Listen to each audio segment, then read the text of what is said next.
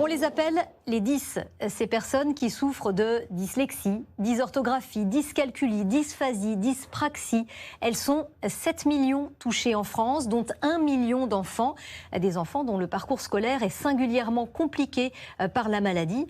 C'est ce qu'exprime un rapport mené par la Fédération des 10. Plus de redoublement, une difficulté d'accès aux soins.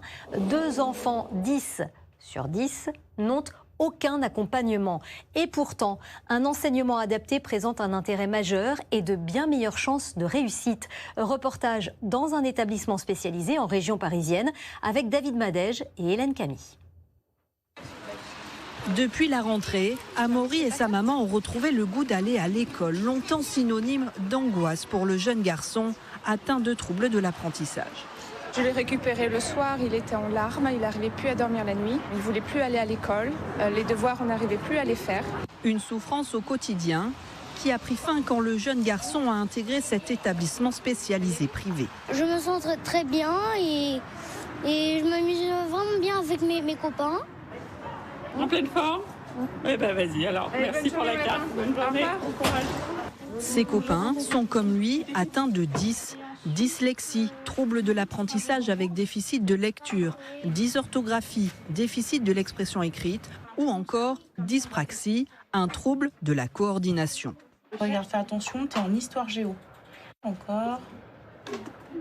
Ah, très bien, je vous l'écris en majuscule. Dans des classes à petits effectifs, ils bénéficient d'attention et de pratiques adaptées pour permettre de compenser leur dys, comme le fait de travailler sur ordinateur. Ça permet aux enfants qui ont des difficultés d'écriture de pouvoir écrire justement. Ceux qui ont des difficultés de lecture vont se servir de leur casque pour pouvoir écouter les consignes. Ça va leur permettre aussi de se relire quand ils écrivent quelque chose. C'est indispensable en tout cas pour certains d'entre eux. Bonjour à tous. Bonjour. Vous êtes en pleine séance ? Oui.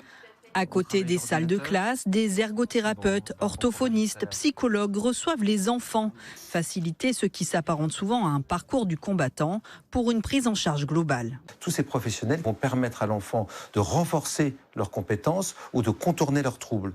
Et c'est en fait à l'aune de la convergence de toutes ces expertises que l'enfant va véritablement trouver son chemin et pouvoir véritablement émerger autonome, indépendant et capable de reprendre le chemin de l'école standard.